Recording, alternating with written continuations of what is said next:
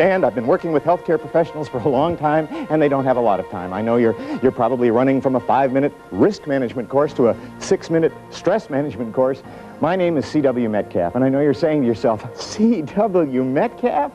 Who is that? It doesn't make much difference, really, who I am. What's important is the information I have to share with you. For the last several years, I've been working with hospitals and healthcare professionals around the world, trying to help people develop a sense of flexibility so they can cope more effectively with the radical, utterly insane changes that are taking place in healthcare. Yes, I'm going to talk to you about humor, but I'm not one of those people who believes that humor cures illness or that humor will resolve all of your difficulties, or if you develop a sense of humor, you'll never have to see another doctor. I don't believe any of those things. What I do believe is this: humor is a perspective, an attitude. A perspective, if you will, on how to flow through those difficulties, to be fluid so that you don't get broken by them, because you can't give away what you don't have. And no matter where you are in the healthcare system, you're part of a healing process. It has to start with you, and that's what this tape is about. To help you lighten up and live, rather than bear down and get buried. So if we're going to have a good time with this seminar, let's get started, okay? We don't have a lot of time, so let's get moving. I mean, if we're going to have a good time, let's get going!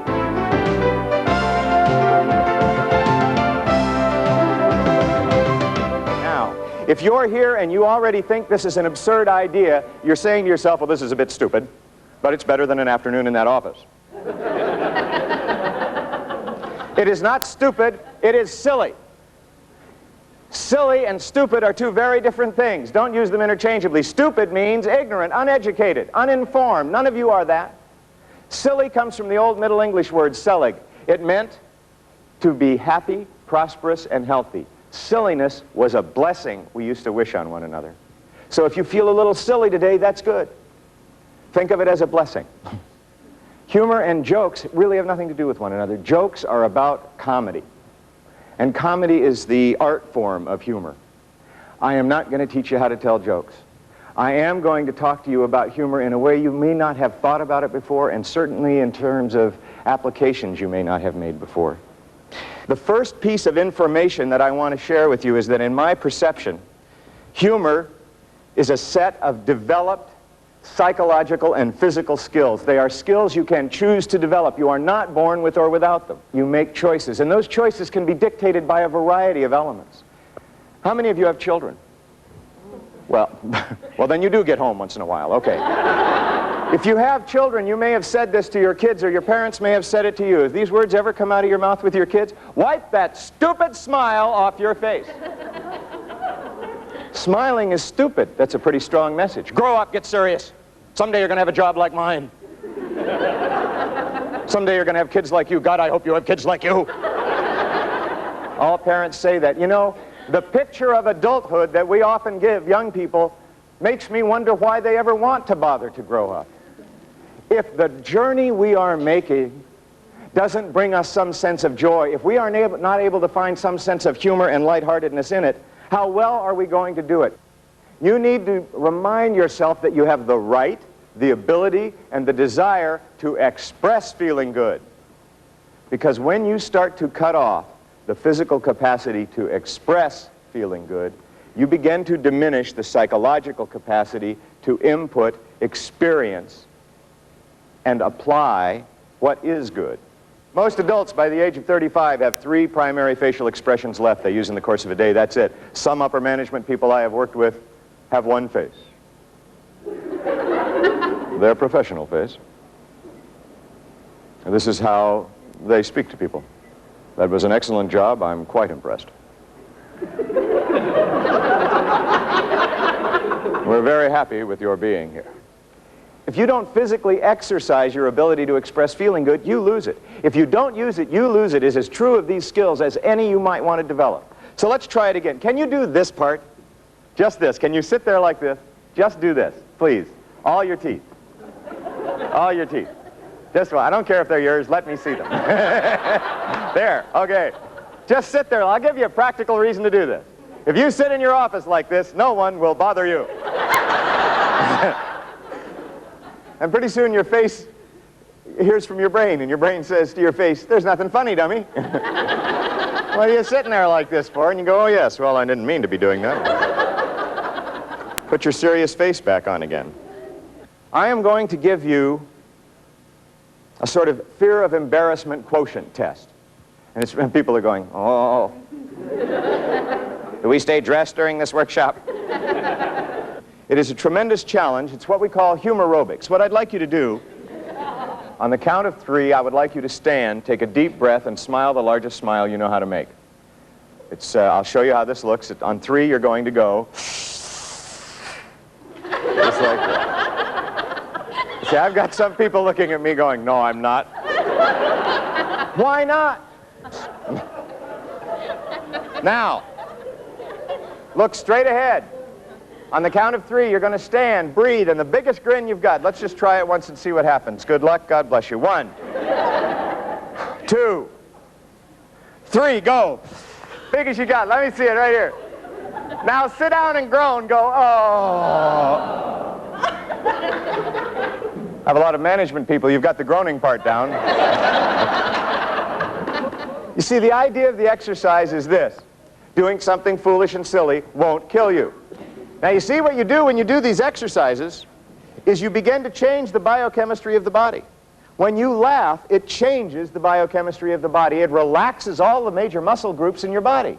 That's why when little kids laugh so hard, they fall down. I'm not saying it's an appropriate adult response. So part of the tools that we need to develop have to do with the physical exercises we've been doing, starting to get back in touch with the physical capacity to express feeling good, but then there's a psychological component as well. The first humor skill that I want to talk to you about is a word we often use but very rarely think of as a skill: perspective. A humor perspective is the capacity, the discipline to access joy in adversity. Perspective is a developed skill. I learned about it in a very difficult way. You know, when I say I didn't grow up funny and lighthearted, I did not. I grew up in an alcoholic household. It was a very violent environment. It was not very stable. I lived in 7 homes by the time I was 11 years of age. And I'm not telling you that to gain any pity, although I'll probably take what I can get. But the idea is that I need you to know I didn't grow up with this attitude or this skill. And what happened for me was I went through 3 major career changes in the course of my work life, none of which I was consulted about, none of which I approved of. And I ended up working as a writer for children's television because I love kids. My theory was never trust anyone over 7. So I was working as a writer for children's television, live children's programming, and I got an assignment to go to a place in Northern California called the Center for Attitudinal Healing. I walked into that center when it was in its fairly new stages. There were maybe 7, 8, 9 kids involved in the program between there were more than that, maybe a dozen, between the ages of 6 and 12 or 13, all of whom were catastrophically ill, most of whom had been diagnosed as terminal cancer patients between the ages of 6 and 14. I walked in on family day, all their mothers and fathers, all their brothers and sisters, all their friends, and everybody was laughing. And I hated them. It's like when you're having a bad day, and you're walking in the office, and you're walking down the hall, and you've paid for this bad day, and you're going to take a few people down with you. You're walking down the hall like, this hating me. Come on. And one of those people comes up and says, it's not that bad, eh? Lighten up! And you just want to drop them. Because when you're hurting like that, the last thing you want to know is that somebody with the same problem is feeling good. Well, I walked into a room full of people, all of whom had one problem that made all of mine look like nothing, and they were happy and I was miserable, and I hated them. I did not trust them. I thought something was going on. I was a reporter. I was going to get to the bottom of this hustle. And while I was standing there, a kid pulled on my coat, and that kid started this workshop, although I didn't know it, because I had no desire to do this. My first major in college was wild game management. I thought people who did this sort of thing were genetically defective. So the kid pulled on my coat, and I turned around, and I looked at this child, about 10 years old, no hair, lost all of his hair to chemotherapy and radiation treatment. And the kid looked up at me and said, you want to sit down? You don't look too well. True. See, at the time I had my hair cut military. I had it cropped right next to my head, and being bald, I'm sure that the kid looked at me and thought, he's a cancer patient. And he came up to me and said, I didn't look so good. And he was, why it happened, I don't know. I hope it happens for you this way. I hope everything you believe that is dark and dangerous and terrible about the world gets broken right down the middle, because that's what happened. I knew he was right. I can't tell you why. If he'd said it to me 10 minutes earlier or 10 minutes later, it might not have gotten me, but it did. I knew he was right. I was sick.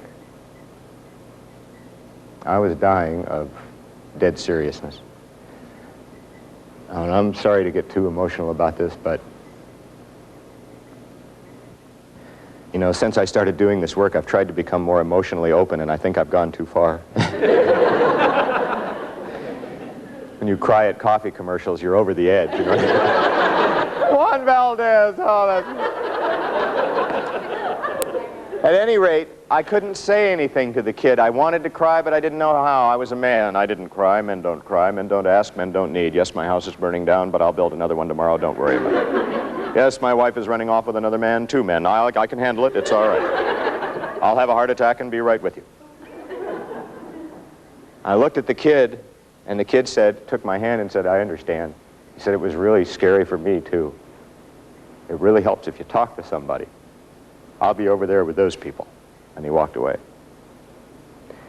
And that did it.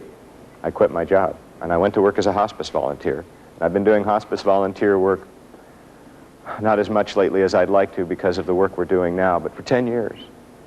And you know, I never heard anybody at or near the moment of death look up at me and say, gee, I wish I had more in my savings account. Not once. No one's ever looked up at me and said, gosh, I wish I owned a Lamborghini before I died. Do you know what people say who come to grips with that reality? I wish I'd played a little more and worked a little less. Now, I know there are management people in the room, and maybe some of the people who work for you are here, and you're going, don't say that to these people. They already goof around enough as it is. I want to suggest to you that joy in the work that you do and a sense of lightheartedness in your approach and a more lighthearted work environment in appropriate ways may enhance productivity, morale, creativity, and team building, not detract from it. What I started learning from those people was when I don't care what kind of crisis you're in, I don't care what kind of change you're undergoing, having to face your own mortality might be the greatest difficulty you will ever have to look at. To face your own mortality, your own life and death, is square in the eye and say, what does my life mean? Who am I? What do I care about? What's been important? And what do I want to do now? That's probably the greatest stressor I think anyone could ever face. If what I learned from those people, and that's where I learned about humor, that's where I learned about perspective, accessing joy in adversity. A little kid going in for chemotherapy treatment for the first time with a clown nose on, saying to me, they won't hurt a clown, will they? Perspective is something you have to work at developing, and a humor perspective is particularly critical. Because we have been taught for years that when the going gets tough, the tough get going. Bear down, kick it in. Nose to the grindstone, shoulder to the wheel, come on, we'll whip this. It's a great way to win a football game. Lasts a few hours. It's a great way to win a war if you're going to muck around and get in a war. Lasts hopefully years. It's no way to win in the modern world a business or a career, because that was great when things got tough once a quarter. That's a terrific way to deal with difficulty when things get tough once a month maybe, once a week. But when things are tough in your job environment, every single day you go to work, and your response is, when the going gets tough, the tough get going. Going gets tough, the tough get, when the going gets tough, the tough get, when the going gets tough, the tough get going. Is it done yet? I've got to go home. The idea behind a humor perspective is a really radical departure from that attitude. When the going gets tough, the tough get loose. Fear of embarrassment and failure. Everyone in this room has said at some point in your life or time, I'm so embarrassed, I wish I were dead. I'm so embarrassed I could just die. Pretty severe reaction to embarrassment, don't you think? I want to take you back to the health implications of this for just a moment on a personal level. Why would we associate fear of failing and embarrassment and foolishness with death and dying? There is a field of medical study called psychoneuroimmunology. Psychoneuroimmunology is a field of medical study that looks at the relationship between psychology, your sense of self and others and your place in the world, neurology, neural brain chemistry and how it operates, and immunology, your immune system, how it functions or fails to function to keep you well. It is not an abstract development in medicine. It is, according to most of the physicians that I work with, one of the most profound implications of medicine in the last 50 to 100 years. Your brain, on a chemical level, perceives all threat as threats to your life. That's why we associate death and dying with foolishness, failure, and embarrassment. You have to learn to tell the difference between a gun to your forehead and a threat to your ego. Because what happens when you are threatened is the fight or flight mechanism kicks in, and you've all experienced it, we all know about it. It's very hardwired into the body, scientifically known and studied for decades. You've experienced it when you've been on the freeway and a car in front of you has stopped very abruptly and you've hit the brakes and you've almost hit the car but not quite, and you come up from the steering wheel like, and if you could get your hands on the other driver, they'd be dead. And as time goes by, it passes. But the problem with the system is it does not differentiate without training between nearly being killed in a car wreck, a knife to your throat, someone calling you an idiot or threatening your job, or your ego being threatened. The same biochemical response comes into play. The reason that's important is this. Humor skills, by keeping you flexible and loose, by helping you maintain perspective, can help you tell the difference between a gun to your forehead and a threat to your ego. Because the problem is this: the fight or flight mechanism changes the biochemistry of the body. It increases the amount of adrenaline in your system. Low amounts of adrenaline in your system over a period of time erode heart tissue and lead to early heart disease. You see, if you're functioning under change, you're afraid of change, you are not learning to deal with it, you are perceiving it as a threat rather than a challenge, it's killing you. It increases cortisol in the system.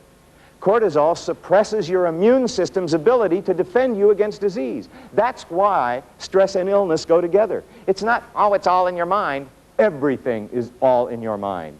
Your body is in your mind is in your body. It's one operating unit. It increases cortisol and adrenaline. It increases heart rate, blood pressure. Lactic acid boils in the muscles and has nowhere to go. You're being prepared to jump higher, run faster, scream louder, hit harder than at any other time in your life, because your brain perceives change as a threat and all threat as a threat to your physical existence. One of the greatest values I've gotten out of humor skills is the ability to tell the difference between a threat to my ego, which I can process and deal with, and a real threat to my life. This is a picture of the known universe. Spent years researching this.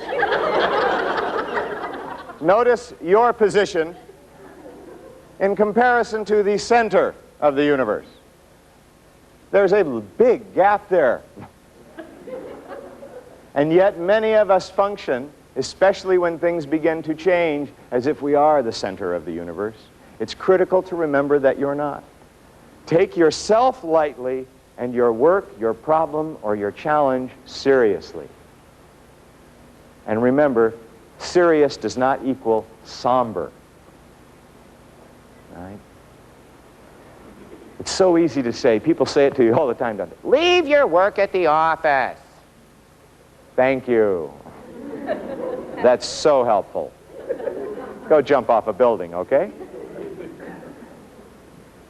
Take yourself lightly and your work or your problem seriously is a discipline, and a critical discipline if you're going to overcome that debilitating effect change can have on you.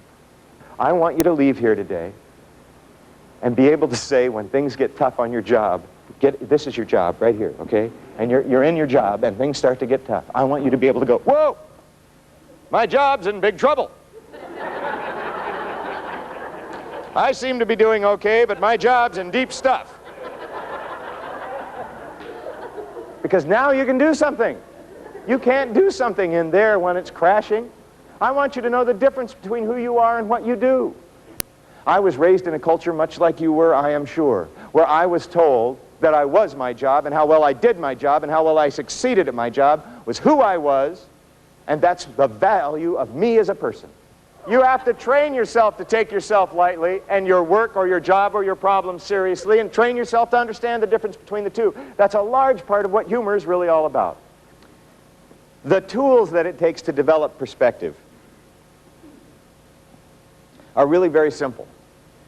I don't want you to take the tools that we're going to offer and try to do all of them. I want you to pick one. Just one. So many stress management people come in and say, if you do these 19 things by Tuesday, it'll lower your stress level, you'll feel a lot better. You go, 19 things by Tuesday? I don't have time to put on underwear. These exercises are very simple. Pick one. Draw the line. No matter what your situation, you need to mark the end of the workday and the beginning of the rest of your life. You need to know where that is and celebrate that moment. How do you draw the line? Simple. I'll give you a couple of examples. One fellow I know in the Midwest, a VP at an industrial firm, every evening before he goes home, he writes on a piece of paper all the things he knows that are going to drive him crazy that night.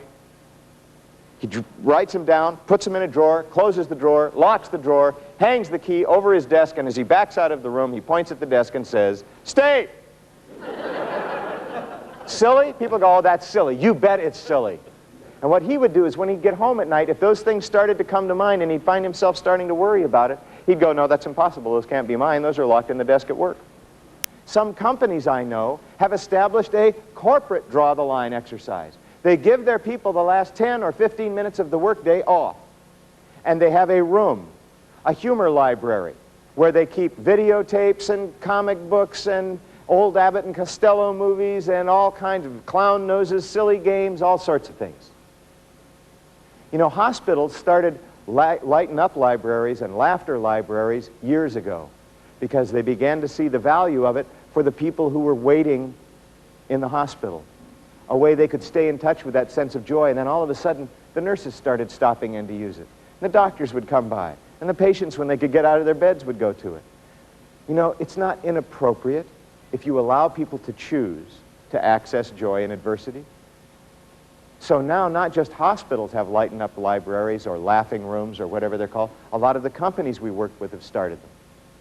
As a way of saying it's important to us that you maintain a sense of joy in being alive, even though we know things here are very difficult. The other exercise is mini vacations. I have one law officer I've worked with who keeps a little leather sack of seashells. He's a scuba diver. And every time he goes diving, he finds some little piece of wood, a rock, a shell, and he keeps it. And all he does when he starts to get insanely stressed out in a very stressful job is he dumps those into his hand and he starts looking through them. Every one of those little pieces is a touchstone. Every one is a week off. Every one is an island someplace. And all he does is remind himself that that exists in his life, and it can exist again, no matter how difficult things are, puts them back in his pocket, and he's on with his work. Many vacations are terribly effective. They're excellent. Some people keep music. I know a woman loves clog dancing. Do you know what clog dancing is? It's a bizarre folk form. It looks like an exterminators convention. Everybody's standing around going like this. But the people who love it just love it, and she keeps a little audio tape of a clog dancing conference. What is that? I don't know. I never asked to listen. But when she is feeling stressed out, she keeps it in her pocket. She's a nurse, and between rounds, on the way from one place to another, she'll just take it out, plug it in, and turn it on. And while she's going from this stressful situation to that stressful situation, she's smiling, remembering that conference that she competed in. Takes it out, walks in, she's ready to deal with that person, and she's not carrying all the stuff from the last load. A humor support group is about maybe one of the books on the reading list, and you get together and discuss it and the applications in the workplace. Maybe you do the exercises together. Maybe you do what some companies we've worked with at Digital Equipment, they formed a grouch patrol. The idea was, when you're walking around the environment and you see someone who's crunched up like this, you just a little tiny thing, you don't push them, nothing, you just go by and go, "Harry." And if they don't want to lighten up, that's their choice, but they need reminding.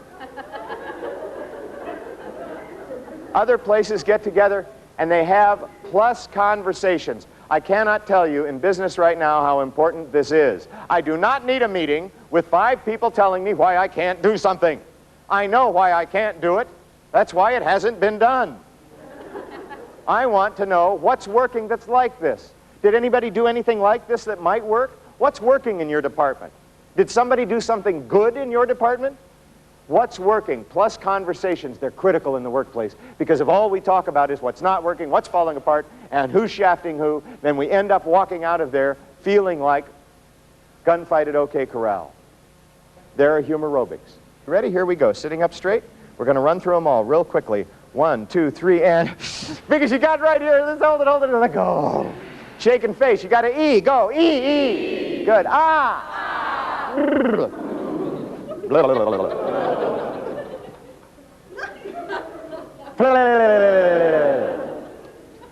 Hey, come on, get ugly. Let's yawn.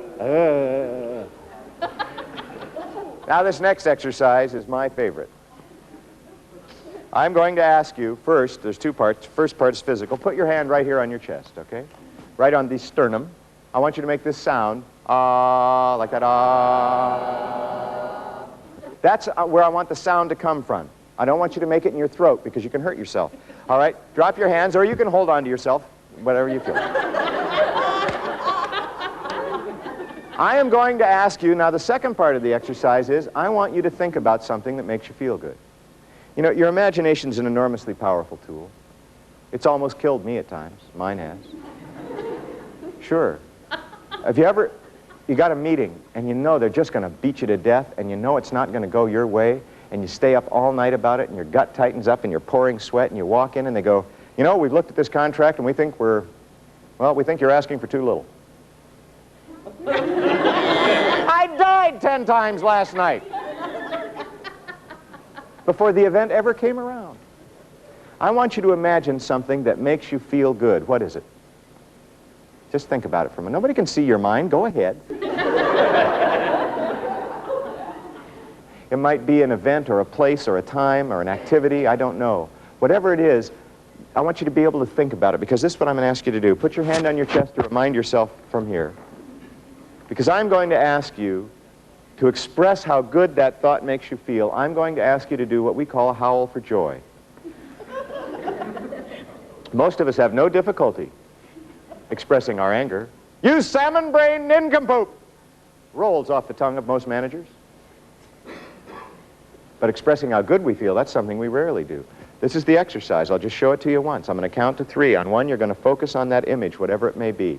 The smell, feel, taste, look, whatever it is of it. Then you're going to draw in a big breath on 2, and on 3, you're going to let out a sound like this that expresses how good that makes you feel, like this.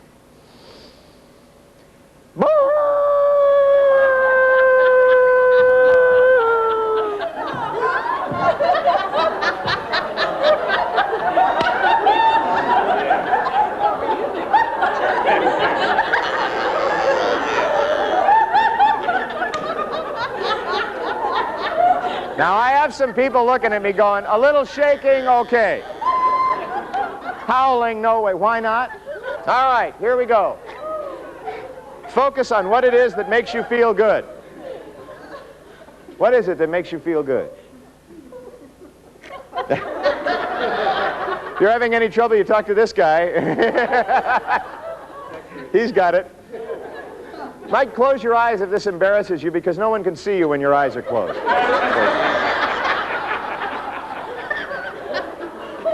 What is it? Think about it. Focus on it. See it, feel it, taste it, smell it. Be with it. What is it that makes you really feel good, that brings a smile to your face? 2, big breath. 3, let it out.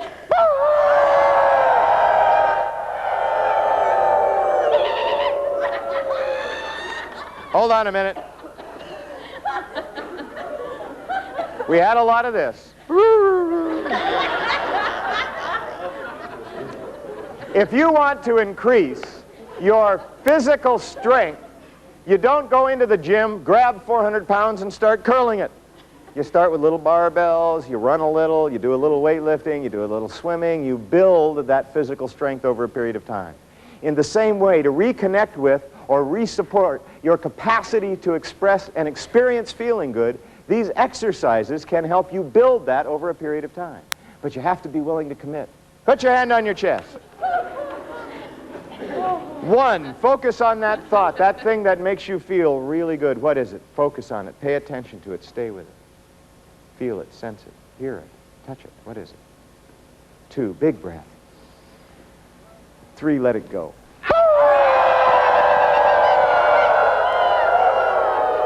Now we're awake. Have a seat. In the beginning, I talked about my experience with hospice patients leading me to this work and an understanding of humor and joy. I found out something else. There were three things that people had in common who did well in the face of crisis. One of those things is humor. I found out something else interesting. I woke up in the middle of the night about 3 years ago and I wrote something down. You know how you have these great ideas and you wake up in the morning and it says, and you go on with your life, you know. But I wrote it down and it came out. And what it said was, organizations get sick and die or recover for the same reasons individuals do. We have talked today about developing humor skills on a personal level. But I want you to pay attention to the fact that all of the studies that are being done about the lighthearted workplace, about the value of joy and lightheartedness and appropriate humor in the workplace, have exactly the same effect in organizations as they have in individuals. They keep you flexible, they enhance creativity, they increase productivity, they decrease employee downtime, and layoff and sick days. If you like going to work, it's usually because of the people you work with. Sometimes it's because of the job that you do. I hope you're able to maintain some sense of joy in the work that you do, but if it's not there, it's not anybody else's fault. You have the responsibility to create that. Someone said to me during the break, how do I take this back into the workplace? Start with yourself, move it in either direction, up or down, by one person. Just one person. Don't try to go back and convince everybody to wear clown noses and beanies and duck feet tomorrow in your office, all right? Unless you're planning to quit. Then why not? Go in a pair of duck feet and a clown nose and a beanie and a kazoo and just go in and go, whack, I'm out of here. The three common denominators among long-lived healthy people are the same with individuals as they are with organizations. 40 years of study to find out what do long-lived healthy people have in common. 99% of long-lived healthy people in a variety of environments and cultures, number one thing they have in common is altruism, a gratifying sense of service to others. One of the things I'm trying to get across to the companies I work with is profit is not a motive. That's part of the problem with the present system. Profit is the natural byproduct of exquisite, exceptional service. The fact that we are profit motivated is not necessarily good or bad. Money is not inherently evil. But when you begin thinking of profit as the natural byproduct of doing what you do superbly well, it puts a whole new light on things. Altruism, a gratifying sense of service to others. You can find that in your work, you can find it in your daily life, but it's a critical element to health and longevity. Humor, the ability to sense absurdity in self, events, and institutions that develops flexibility and sense of control. And the third element is community. You know, when the family began to break down in this country because everybody started moving all over the place and you didn't grow up in the same town that you were born in and you didn't work there, when the world really began to move toward a global village, toward the global village it's become now, we started to look for the place where we could attach and bond and be with people. What did we do? We put it in the workplace. The workplace and the work environment became our community, and all of a sudden, mergers, buyouts, LBOs, all of that started happening, and there is no more job security. Job security was an accident of history. It's hard to admit, but it's true. It no longer exists. You can work very hard, be very loyal, bright, intelligent, and be out of a job tomorrow. You better provide for the people who are there the opportunity to feel that they are being of service to others, and you have to model that. The capacity to experience joy in the work that they do and with the people they work with, and a sense of community. I do not believe in corporate culture. Cultures grow in dishes. I believe in corporate community, because a sense of community is what allows us to stay healthy and effective in difficult times. Whoops. Hi. Let's get serious for a moment, shall we? What? One thing you can say about this tape is it didn't hurt much, did it? I hope that you will take these skills and these tools and put them to use. See how they work. Pick one tool and try it for several weeks. And remember, a sense of humor is not the ability to tell jokes. It's a set of developed skills, and we've given you tools to help develop those skills.